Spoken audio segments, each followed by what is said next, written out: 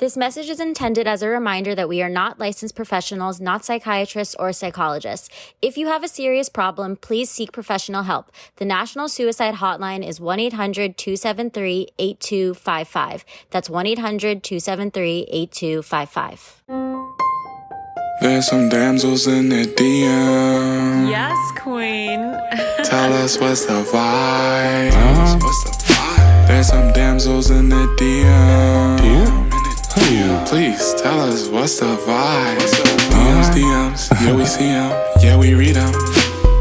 DMs, we don't need them, we just leave them. Please. Yeah. It's going down in the DMs. Bye. Hey, cool cats and kittens. Just Hello. revisit that reference again. It's another episode of Damsels in the DMs. I'm Lauren. I'm Ash. And I'm Alejandro. How's everybody doing? I'm good. How are you two doing? You had an eventful Sunday afternoon. It was amazing. It was our first in-person screening for Defining Dodo through the California International Shorts Festival. So it was such a cool experience to have everyone see the film and see other people's fantastic work and to do a little bit of a Q&A at the end. It was dope. I love that. Were you guys nervous for the Q&A? I've done a bunch of them. For It's a Girl Thing, I would say that it was different because for Defining Dodo, I don't have my talking points because this was our first in-person festival. What was good about it was that Alejandro and I filmed a Q&A video as marketing because we're putting Defining Dodo on this streaming service called iVox Media.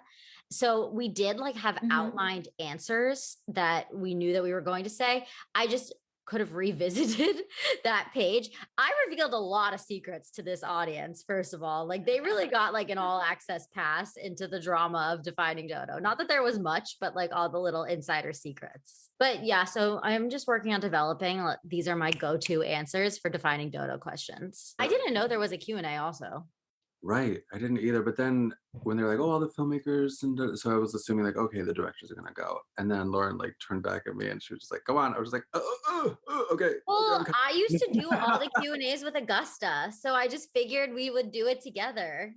No, I love that. It was project. Yeah. And also for questions about inspiration and stuff like that, I think it's hard to answer if you're not the writer. Because it's not you, it wasn't your inspiration to create the project. I can tell you what my motivation was or what inspired me as a result of the project, but I can't tell you the genesis of the project since I'm not the writer. And yeah, I mean, there are elements that went into the writing that definitely may not have had familiarity with, but I mean, either through conversation or the personal experience, it was a cool way to bring the story to life. So Ash, how was your weekend? It was good. It was all family related. My family's in town to drop my little cousin off to college. She's a little freshman at UCLA. Congrats. So, Lauren is such a little Trojan. Oh my God. Guys, I had the most magical Sunday ever. I walked around Abbot Kinney. It was super warm. And I found this new massage place that opened up and you go inside. It's called Den Mother. If you guys are ever on the West Side, please come check it out because I walked inside and it was this beautiful home. That's a massage studio, a massage place. And they have they can do outdoor massages where you have your feet dipped in a soak. And then you get someone massaging you and they have a bar in the back. So you can have a glass of wine while you're getting massaged. Oh. It is the coolest thing ever. And then their outdoor patio in the back where we should I don't know, do something there. On location. On location. It's so cute. It literally is the cutest little bar in the back. You can get yummy teas and coffees or beer and wine. And what's the name of this place again? It's called Den Mother. Den Mother. Did you get a massage or something? I did. I got a massage. It was really good. Wow. They pour hot oil on you and then give you a massage. It was the weirdest but coolest thing. That sounds amazing. It was so good. Sounds really nice. Dogs allowed. Did you just stumble upon it on the street or was it? So I saw them it's next to Butcher's Daughter and I saw them doing construction and I thought they were just building a really cute home. And then my cousin told me about it. She was oh, there's this place that just opened. And so I went with her and it was just so cute. I love that. Yeah. I'm definitely going to be going back again. Amazing. I'm of stumbling upon psychic readings and things. I kind of get into doing stuff like that, not on a regular basis, but just if it happens upon a journey, then I'm just like, oh, let me see what kind of reading is in store. Have either of you done psychic readings or anything? I'm Yeah. terrified of psychic readings because I'm scared of my future being predicted and it being something that I don't want to hear. Yeah, I Yeah. I have that fear too. Like I don't really want to know if I'm gonna die like tomorrow. Like just don't tell me these Or things. like if a family member is going to die, I definitely don't want to know that. Oh yeah. So during Jenna Langbaum's episode, the author of Me in Search of You, she reflected on exactly what we're talking about. And I think it's really cool that everyone has a super, super personal either experience or perception of going to see like a psychic or a reader or a healer. It was funny because she did make mention of the fact that they're probably not going to give you some really traumatic news because like they more than likely want you to come back. Have you ever been Possible. given love predictions from a psychic? Yeah, before I moved out to California, it was like my last little go around in galleries in Detroit because I used to love just writing about art openings that would take place in the city. And one of my friends, she's an artist and a spiritual reader. Before I left, she gave me this soft palm sort of reading, but then she also specified that I was going to meet someone on the border between like, the end of the year / New Year who was, super strong in their perspectives and in their ideas, very firm in what they believe, and that this person is just going to make a huge impact in my life. I heard that, and like I had also heard in the past that like when you receive these things, or if you like, if you have communications with the moon at night, or if you have like rituals like that, you're supposed to like release whatever you're thinking about or the information that you're receiving, and just kind of like move on. So by the wintertime, I met Daniel and we're still together to this day. So it's really cool to see, how readings or information like that can really come to fruition. I was going to say that does sound like Daniel. Yeah. Strong in their convictions. For sure. That's totally him. That is so cool. I really want to get mine done. I want to get love reading done. It's not like a life reading. Do you feel like when you entered your relationship with Daniel, though, you were like expecting it to be this love, like this person, because you had that psychic reading? No, honestly, when I met him, I wasn't, in search of love. I wasn't in search of a partner. I was just really trying to make friends and just be social, have a good time. Because also, this was still within like the first year of living here in LA. And I didn't think about the words that my friend had given me before I moved until way later. I don't even know how the thought came back into my mind, but kind of like a light bulb moment where I'm just like, oh, she was right. Like that actually came to fruition. I feel like that's the best way that happens, because if someone gives you a reading and then you're like expecting it and just like waiting for it to happen when they said it's going to happen, I don't think it's going to happen. Like you got to kind of just live your life and forget about what they said, but just know that good things are probably coming if they said that they are, and then just like trust it and not look for it and like wintertime, like, okay, like which one is like, who is it going to be? I was going to ask, while you're dating, have you been guilty of future planning? Meaning that like when you, start seeing a person that you predict your whole future with them and you have expectations set for what it's going to look like. Yeah, I do this on every date that I go on. And it's just like, it's like a habit. I might not even like the person, but automatically my brain just goes to, oh, like what are our kids gonna look like? Like what's our like in 3 years from now, like are we gonna be engaged? Even if I don't even find this person like at all interesting or cute, I'm just like automatically just like my brain goes there. And if I see it, I'm like, okay, maybe I'll give this person a chance. If I don't see it, I'm like, okay, yeah, no, it's not gonna happen. Wow. Yeah, but for the ones that I actually like I've definitely fast forwarded into like a year from now, 2 years from now, and then just like kids and like family and life. And it could even just be on the first date. Like it's my mind just goes there so fast. I think everyone's guilty of that on some level. Yeah. Letting the imagination run wild when the effervescence is so clearly there. Who wouldn't get lost? I mean, I think that's why love songs are just so powerful. It's like they hit on so many emotions, and just one song can really take you through a whole roller coaster. If a song can do that, we can totally do that in our own brains when we're going through the experience. When I was in high school, I future planned so much because I always knew that I wanted to go to USC and that I wanted to live in California. So I would date these athletes who are 15, 16, and, be asking them questions like, What are your goals? What do you see as your career path? Do you think you could see yourself in California? And then I would be in my mind thinking like, okay, well, if we don't go to college at the same place, then like I guess we could do long distance while we're in California. And particularly in my relationship right before Brian, this was like very present that I was future planning because they did not go to USC. They were somebody that I knew from Philadelphia that went to another school on the East Coast, and it was a long distance relationship. And we would be talking about when he was going to move to California after school. And we're like freshmen, sophomores. So predicting like 3 years in advance how this plan is going to work. I remember talking about him potentially transferring to USC. And I was so caught up in how we were going to make this relationship work that I couldn't be in the present moment where I was at school at USC, which is, keep in mind, everything that I had wanted. So that relationship basically ended, I think, because I was so preoccupied with the future and trying to make that relationship work, which caused me to live in the future and not live in the present. That's such a tough predicament to be in. Yeah, for sure. Especially when you're that age too. Like I feel like it's just everything feels so like it has to happen now. It's more important than it actually is, or it's like it has to be like the center of your focus at that age. But that's crazy that you're like what, 18 and already future planning. Well, I don't know about you guys, but like I'm just very much a planner in my life. I plan my weeks out in advance. I feel like I had a life plan growing up. And then it's hard when you get older and your life plan doesn't look exactly the way that you had drawn it out when you were a kid. So there's a certain element of us needing to accept the ebbs and flows of life and accept that life does not go according to plan.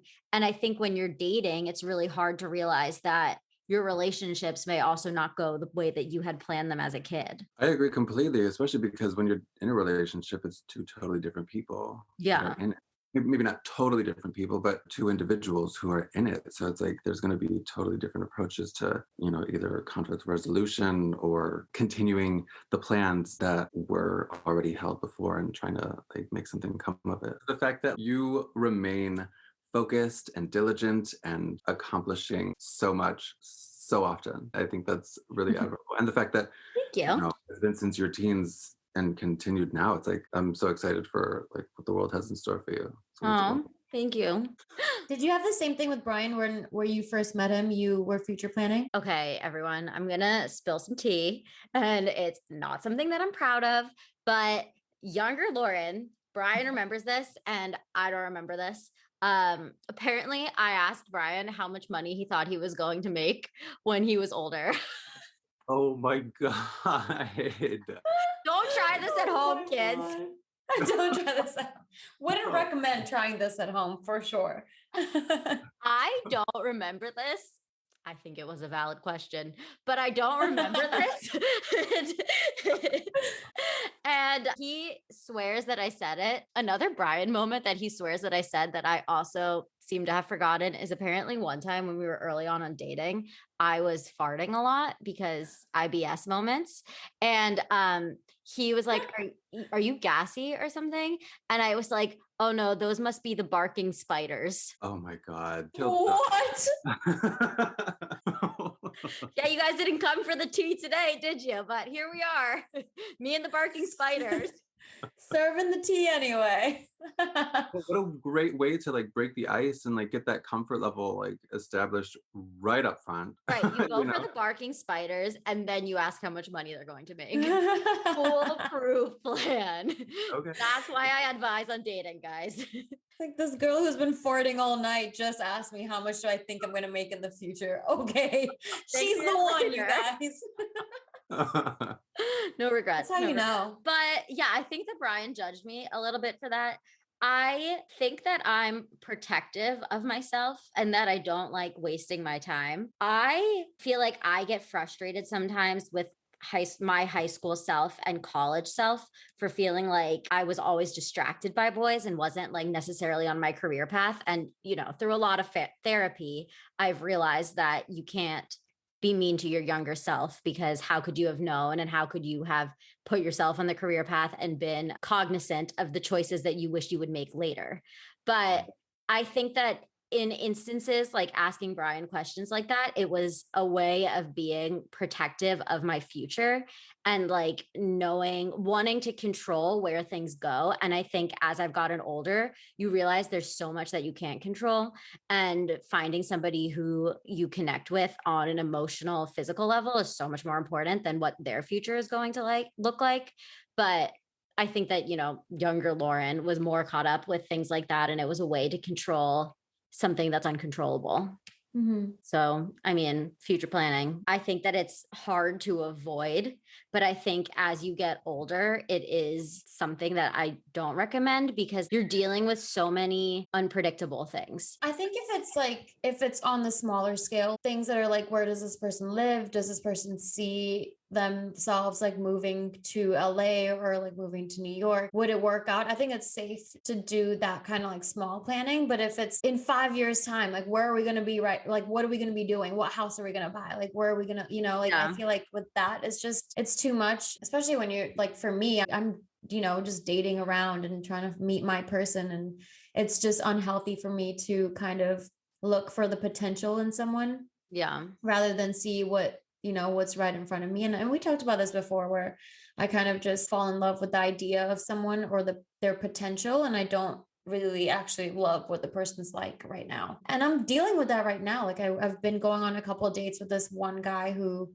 I think the only reason why I've been going on these dates is because I'm future planning and I like what I'm seeing in the future, but that's not necessarily what it is right now or what it's going to be. I can't help but be reminded again of Jenna Langbaum's assertions / episode where she was sharing, like one of the messages that she hopes readers find is that, at the end of the day, all we have is ourselves. Mm-hmm. And future planning, as we've already shared, is inevitable. If it's on ourselves, I think that's like reasonable future planning to do. Mm-hmm. But, setting up unfair expectations for another person and planning how they're going to participate in this, like that gets a little dangerous, because there's so many things that we cannot control within our own path, let alone other people's. So I think it's just better to, again, just focus on like how we can better ourselves so that we can be there not only for ourselves, but for our partner as well. Mm-hmm. Yeah, totally agree with that. Focusing on yourself first and then planning your own future. Great. Love that. Because then when it does come time to meet someone that you genuinely like, you don't focus on those little things. You're set in your own life. And if it's meant to be, it'll be, you'll make adjustments and figure it out or like meet halfway. But yeah, I think it's super healthy and important to have your shit together. I read a short story in Spanish, Alejandro. In the story, it was talking about how this little boy took a photo of his grandmother. And it was when she was older and she was so beautiful in this picture. And he was like, oh my gosh, I can't imagine what you looked like when you were younger. Do you have a photo of when you were younger? Because this photo of you when you're older is so beautiful. I just couldn't imagine what you look like when you're younger. So she digs and she finally finds this picture of her when she's younger and she's miserable. And it's on her wedding day and she's not that happy. And in comparison to what she looked like in her older age, it just paled in comparison. And what I took away from this story was that we work so hard to cling to our youth and become so terrified of the future.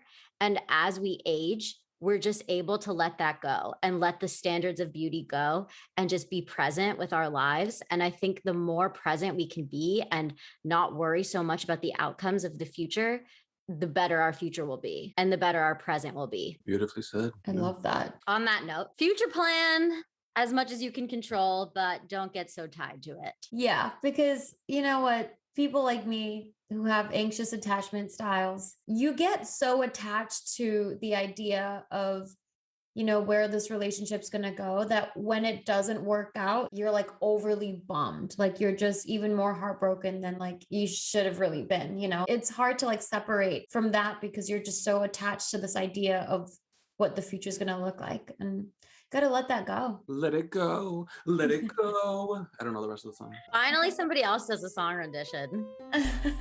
All right, everybody. Well, thank you so much for tuning in to another episode of Damsels in the DMs. Until next time. It's going down in the DMs. Bye. DMs, we don't need them. We just leave them. Please. Yeah. It's going down in the DMs. Bye.